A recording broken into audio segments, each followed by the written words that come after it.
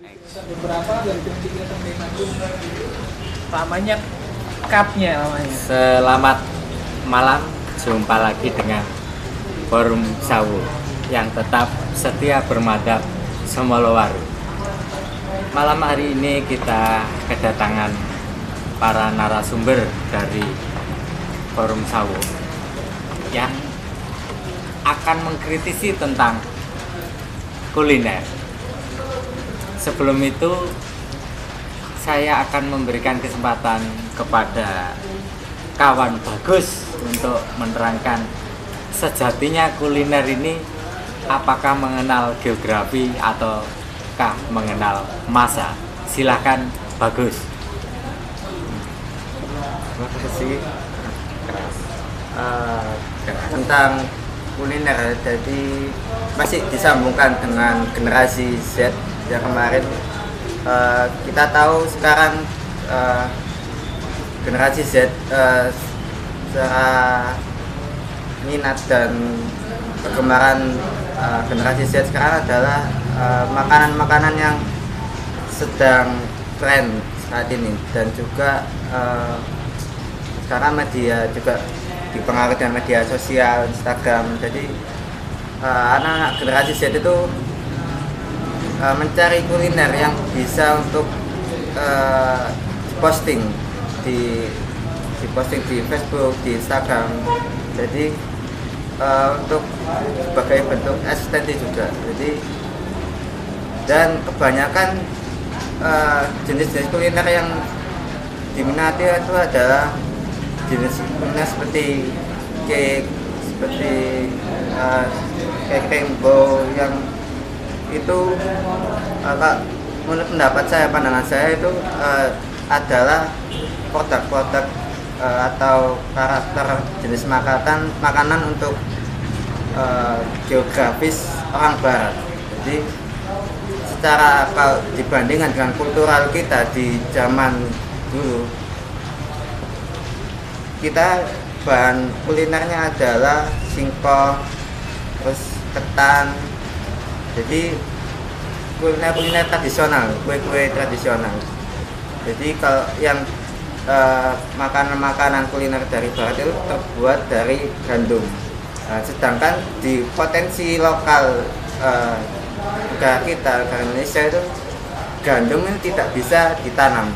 Jadi karena tidak bisa ditanam, maka bahannya pun diimpor dan kemudian diproduksi di dalam negeri. Jadi kan itu menurut saya adalah sebuah ketidakefisienan. Jadi sesuatu yang bukan asli potensi lokal, tapi justru malah dikembangkan dan dikemas, dikembang-kembangkan bahwa itulah sesuatu yang lebih wow, lebih keren bagi para generasi Z.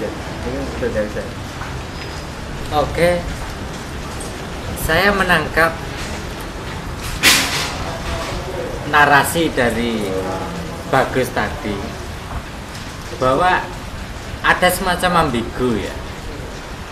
Di satu sisi remaja-remaja kita yang ternyata mengkaitkan antara eksistensi dirinya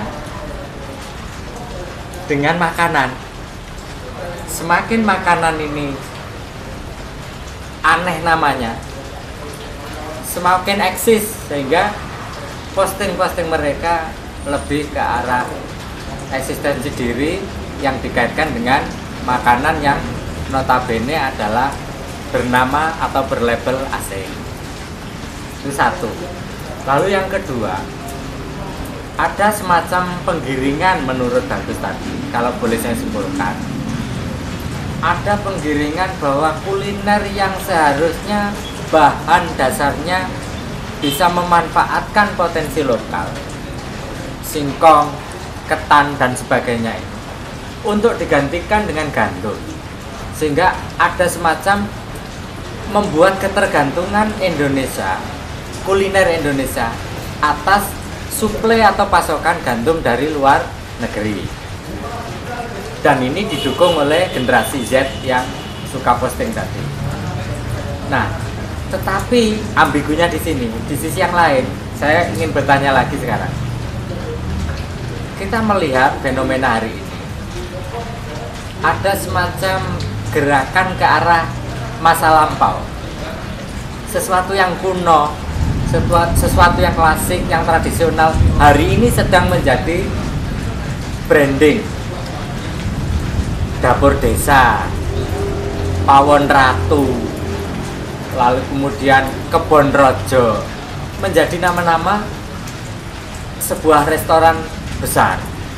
Jadi sekarang ini banyak resto ini yang namanya justru ke arah nama-nama masa lampau yang punya kesan kuno, tetapi mahal, sajiannya pun mewah. Nah, ini yang saya maksud ambiguitas dari kenyataan kuliner Indonesia hari ini. Dalam rangka itu saya ingin bertanya kepada Irfan dulu, sebenarnya ada persoalan apa dengan kuliner dan selera orang Indonesia hari ini? Silahkan Irfan.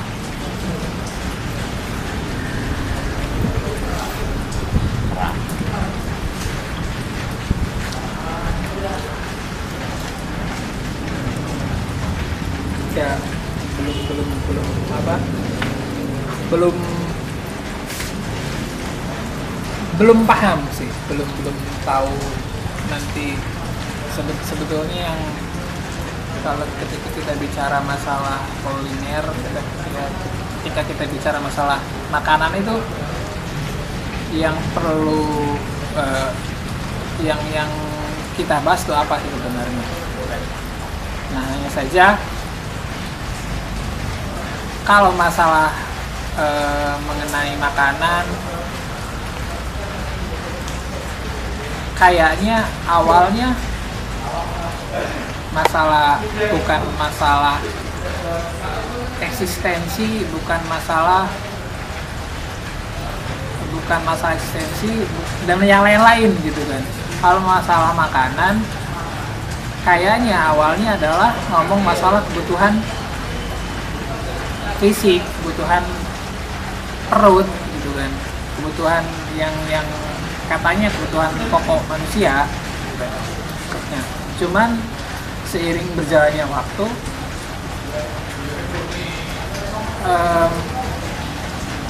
kadang yang dasaran seperti itu kabur gitu kan, kabur. Nah, ini nggak tahu karena apa gitu kan. Dan mengenai sekarang kuliner di Indonesia yang katanya menggandol apa, yang awalnya gandolannya yang beberapa waktu gandolannya adalah ke yang barat-baratan, ke yang di luar Indonesia, artinya ke mancanegara.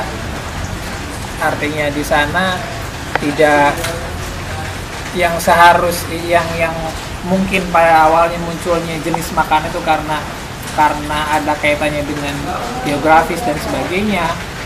Nah, ini kaitan-kaitan seperti itu ditabrak. Contoh misal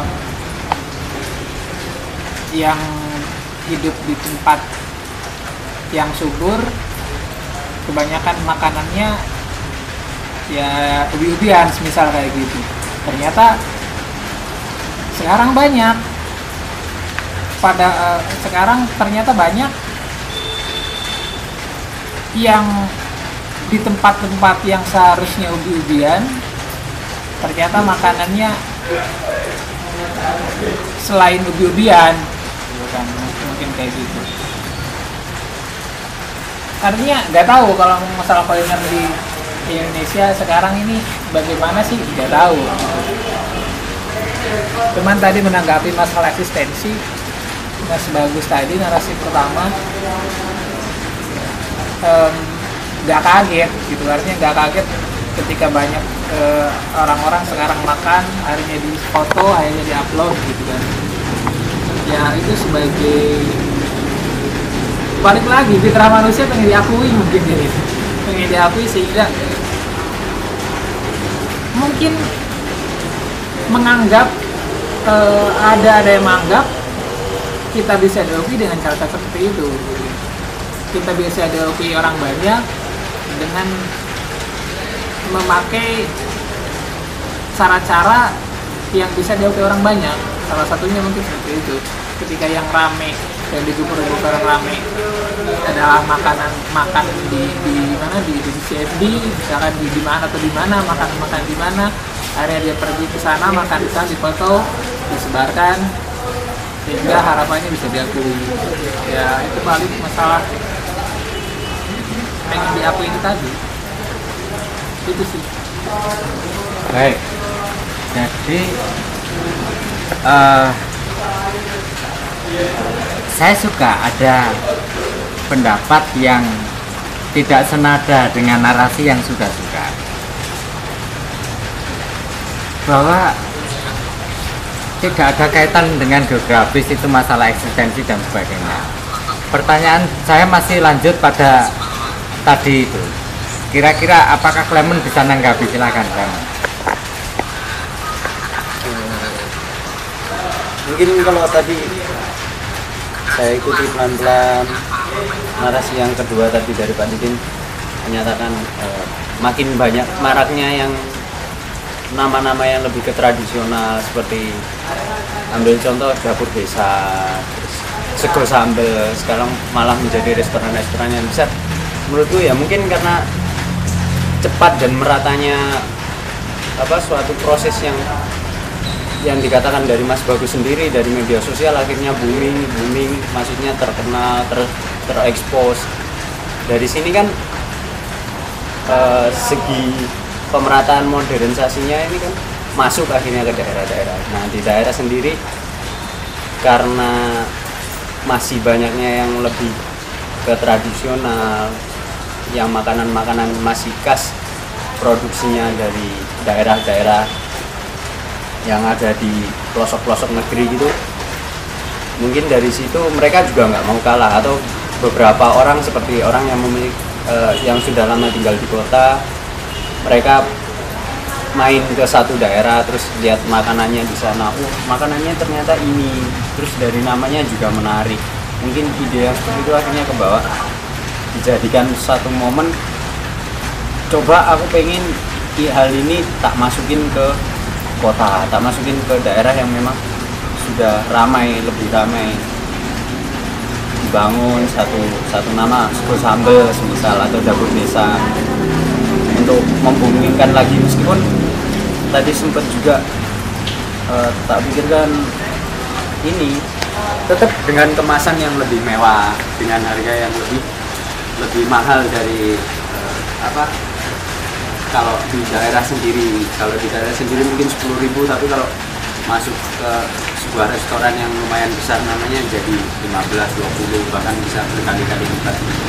Itu mungkin kalau saya masih dekat di situ, tapi tetap saya yakini kalau untuk unsur makanan, sekalipun makanan ini belum tersebar, maksudnya belum terekspos kayak beberapa makanan yang sekarang ini mulai lagi gencar-gencarnya itu ada di Papua, papeda itu kan makanan daerah, tapi tetap akhirnya karena gaya hidup sehatnya, papeda ini unsurnya bukan lagi dari nasi tapi sagu yang diolah, akhirnya dijadikan bahan makanan sehat, makanan khusus buat diet. Mungkin seperti itu saya kembalikan ke Oke. Jadi menurut Clement ada semacam keunikan-keunikan lokal dari desa yang ini sedang menjadi gejala. Cuman yang harus kita kejar adalah mengapa orang-orang ini tiba-tiba menginginkan yang unik-unik, yang desa, yang kuno, yang tradisional. Saya menjadi teringat bahwa mulai tahun 80 itu saya masih remaja, itu sudah masuk itu fried chicken, makanan-makanan yang cepat, yang siap saji, yang tahun-tahun itu menjadi booming. Lalu ini jalan terus. Ketika orang-orang dijejali dengan makanan-makanan instan semacam itu, lama-lama mencapai sebuah kejenuhan. Mereka kebosanan.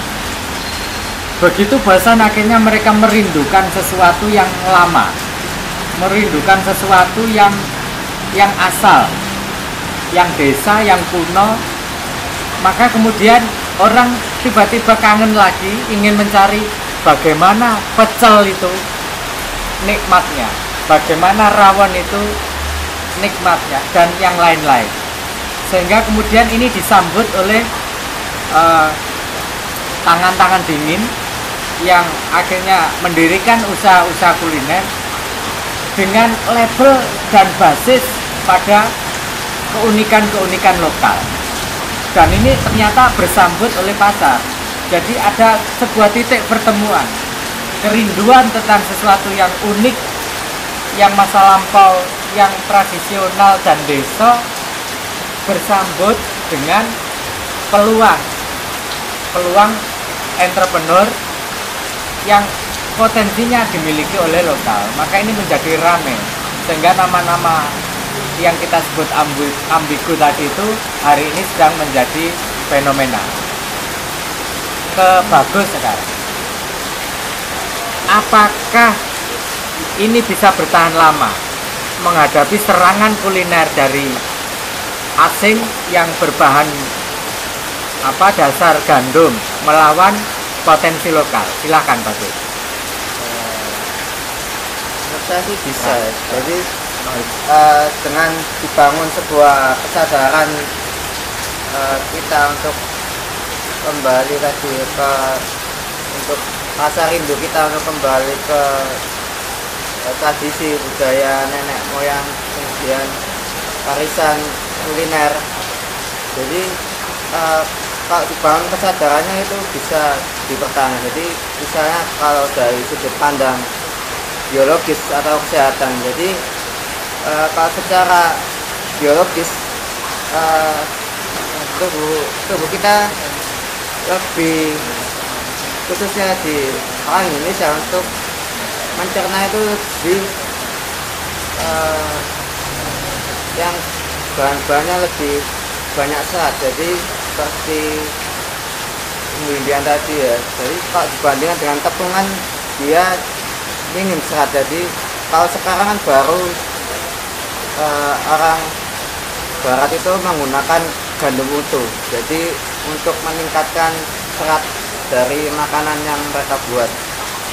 Kalau menurut saya sih, jadi secara biologis, secara pun rasa kenyang kita pun kalau merasakan makanan yang seperti itu walaupun makan 2-3 kali atau lebih, itu seperti roti yang berbahan gandum, tetap kita merasa nggak kenyang. Jadi secara kesehatan pun kita lebih diuntungkan dengan masak kuliner asli kita.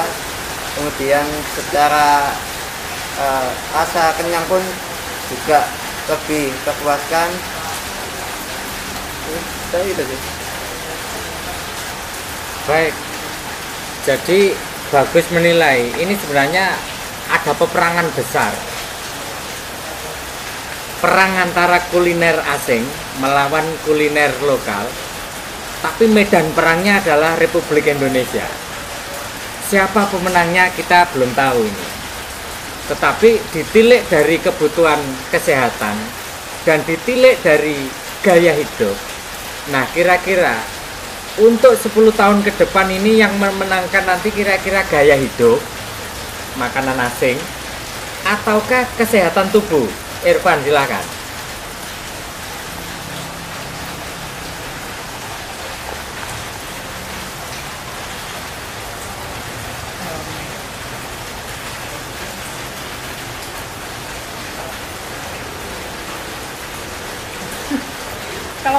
Kalau ke sana gitu ya.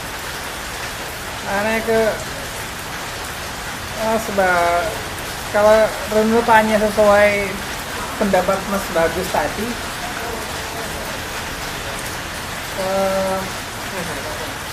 tergantung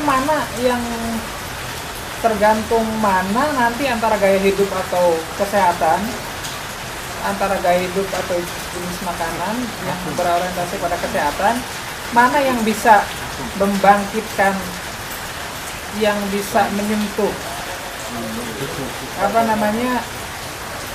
keinginan pribadi manusia, keinginan pribadi individunya gitu kan, keinginan pribadi kebanyakan orang, itu yang bakal menang gitu kan.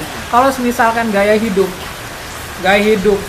misalnya gaya hidup tadi bisa menyentuh semisal tadi ya, manusia fitrahnya adalah pengen diakui gitu kan, bisa menyentuh itu ya, gaya hidup yang bisa menang di pertarungan itu. Nah, kalau misalkan begitu pun sebaliknya gitu kan. Hanya saja ini kalau saya pribadi mengenai makanan dan itu ukurannya adalah bukan masalah kesehatan, bukan masalah gaya hidup gitu. Kalau saya pribadi,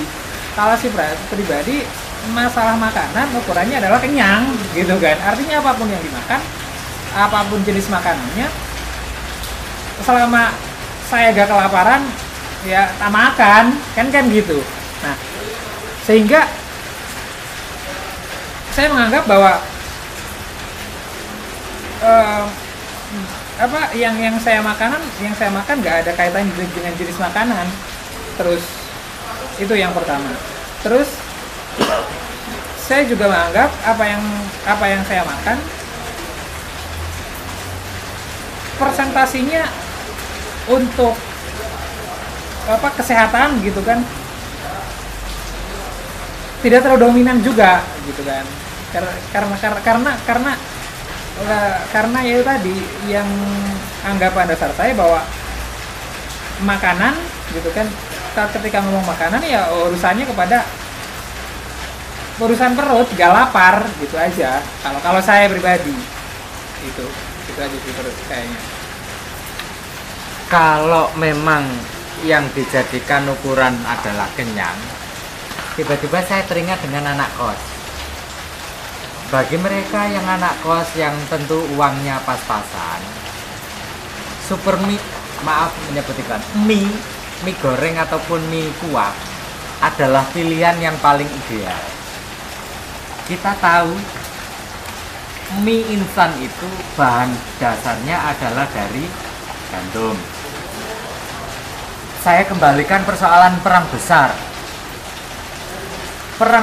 antara kuliner asing dengan kuliner lokal ini tidak semata-mata makanan, tidak, tetapi ini masalah ekonomi. Kalau yang memenangkan perang adalah gaya hidup, maka otomatis kuliner asing yang menang. Kalau kuliner asing yang menang, berarti ada impor sebesar-besarnya masuk Indonesia.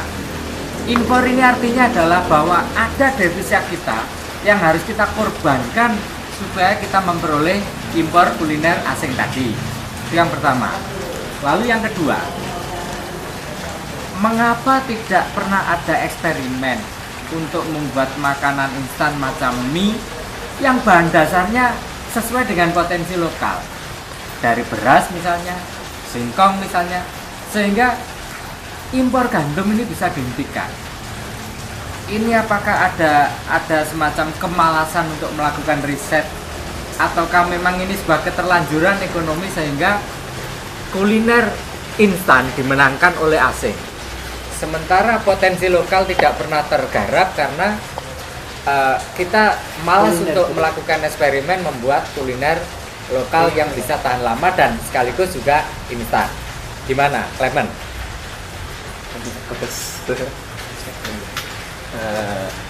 Kebetulan karena saya juga anak kos, jadi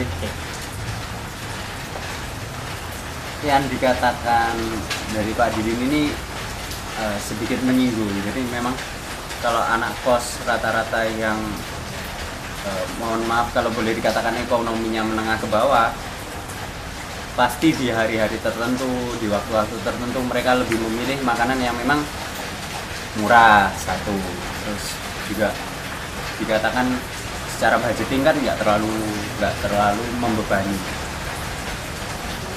Lalu dari kayak contohnya tadi mie instan ini memang benar dari mie instan sendiri produk luar yang dimasukkan ke Indonesia, yang akhirnya menabrak dari produk lokal sendiri. Untuk yang pertama, yang tadi statement pertama, mungkin kalau dari saya, kembali lagi ke pertanyaan, nanti 10 tahun ke depan antara makanan yang asing, gaya hidup, terus makanan sehat yang notabene lokal, ini kalau saya rasa masih akan dimenangkan oleh yang gaya hidup, karena dari gaya hidup sendiri tidak berhenti di situ. Mereka juga menyertakan acuan-acuan nilai gizi di sana kan. Kalau produk lokal kayak ubi tadi sempat disinggung, terlalu berserat, makanannya terlalu mengandung serat yang banyak, terus proteinnya, dari segi proteinnya pun sedikit kurang. Akhirnya dari sini, mungkin karena ini terjadi karena juga ketidaktahuannya dari orang-orang lokal sendiri, akhirnya orang asing memanfaatkan ini bisa untuk menambah nilai jual. Akhirnya dari mie sendiri kan, kalau ada acuan AKG-nya sendiri, nilai kesehatannya mengandung ini yang lebih. Sekarang kan juga banyak kalau ngomong kan, kayak makanan cepat saji, fried chicken, terus hamburger dan sebagainya. Di tahun-tahun akhir-akhir ini, mulai tahun 2016 juga kita sama-sama tahu ada yang low fat, terus low kalori, rendah lemak juga, yang akhirnya ini diburu karena gaya hidup ini malah diartikan sebagai hidup yang sehat. Padahal kan belum tentu. Kayak misalnya mie instan, kebanyakan mie instan juga nggak baik buat tubuh, karena dari mie instan sendiri ada nilai prosesnya itu menggunakan bahan-bahan kimia juga. Mungkin masih seputar itu yang saya tahu, karena memang karena keterbatasannya dari orang lokal sendiri mengenai, entah itu mengenai kesehatan, mengenai makanan, saya rasa 10 tahun ke depan masih dipegang makanan asing. Karena bagaimanapun makanan asing ini dia terus mengembangkan inovasi yang ini nanti tak jadikan makanan sehat. Untuk statement yang kedua yang ditanyakan, apa tidak bisa produk lokal ini diubah lagi, diimprove menjadi makanan yang hampir sama, setara, dan bisa jadi menjadi gaya hidup?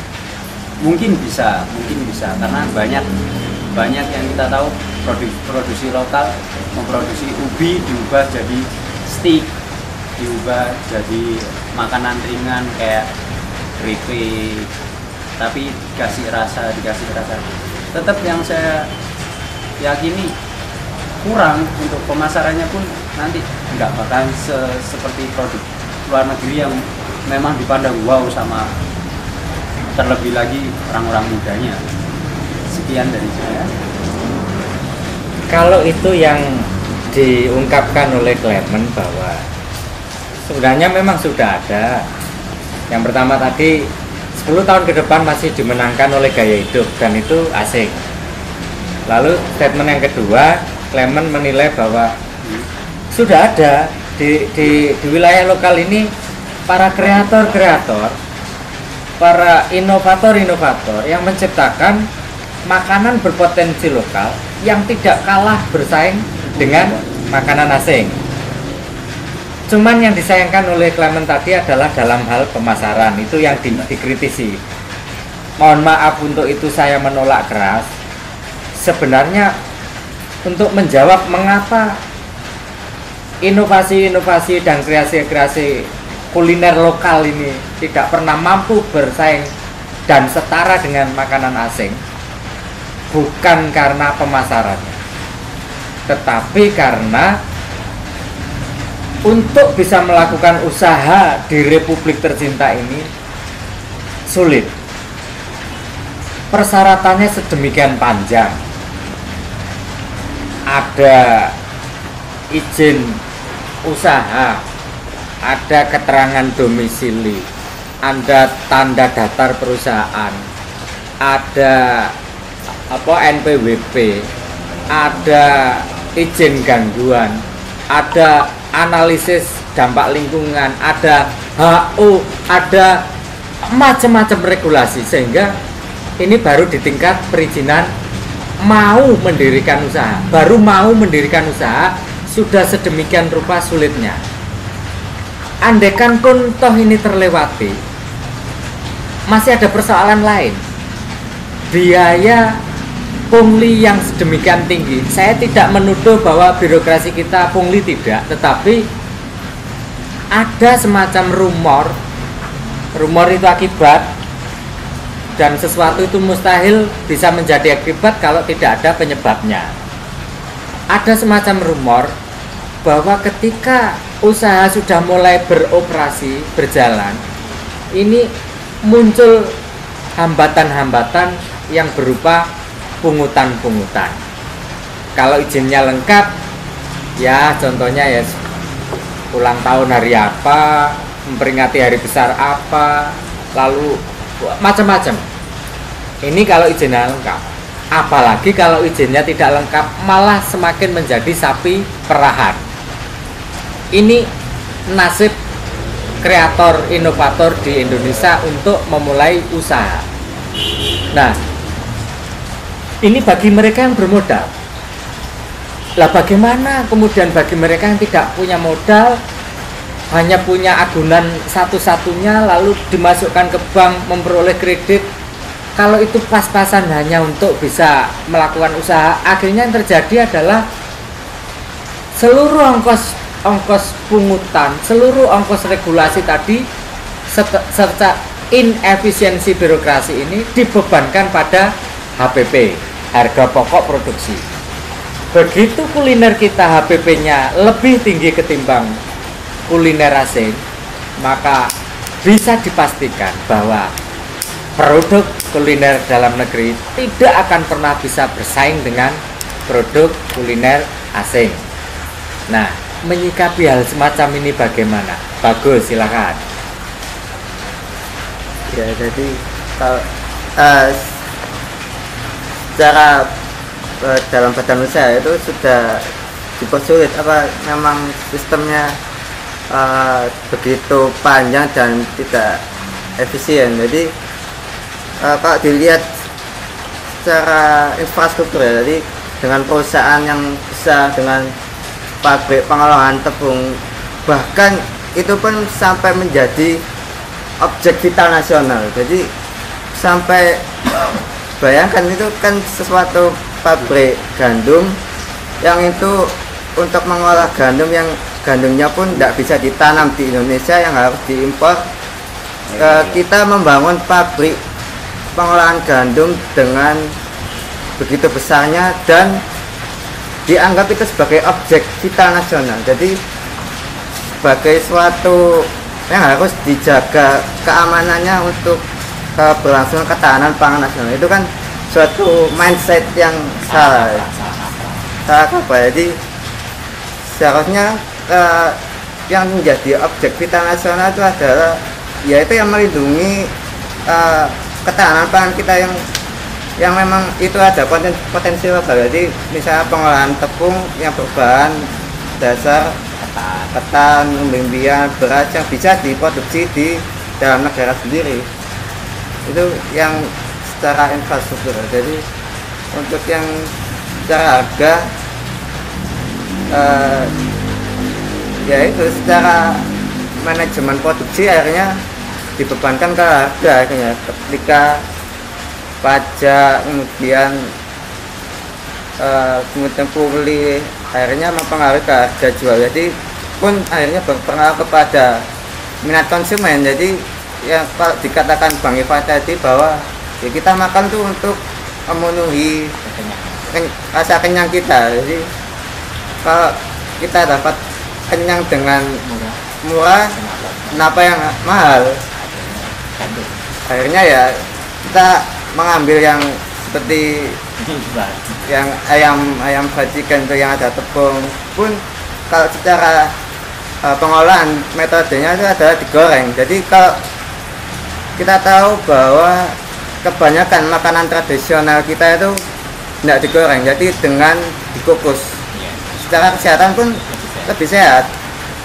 Jadi pun saya berpendapat di situ juga ada permainan mafia dari secara bahan makanan ya, dari tepung, kemudian cara pengolahan juga, yaitu minyak kelapa sawit. Jadi minyak kelapa sawit itu juga sebenarnya bukan komoditas tanaman asli Indonesia. Jadi itu pun kepentingan kapitalis. Gitu sih. Oke. Jadi semakin cetha welo-welo bahwa yang tidak becus dalam hal kuliner nasional ini, monggo Pak Kri silakan. Yang tidak bisa mengelola kuliner nasional ini bukan semata-mata kreator, inovator dari nasional kita, tetapi juga regulator. Regulasi-regulasi yang menyebabkan sesuatu yang semestinya bukan potensi lokal, gandum tadi, disulap menjadi seolah-olah itu sesuatu yang aset nasional yang harus dikawal dengan regulasi, dikawal dengan bedil, pasukan dan sebagainya. Nah, nyata-nyata ini tidak membuat sejahtera petani.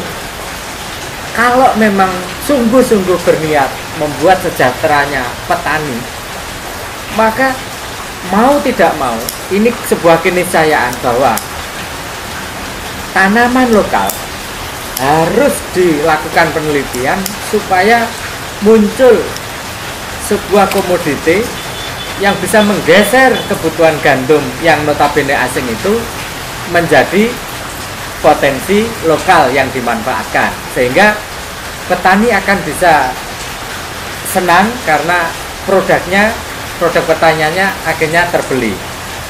Kalau ini yang terjadi, maka ketahanan nasional itu tidak perlu dikhawatirkan. Ini soal masalah di hulunya.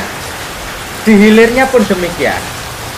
Cinta produksi dalam negeri rasanya jauh panggang dari api kalau regulasi justru meng-create masyarakat kita ini untuk dijerumuskan pada kecintaan pada produk asing.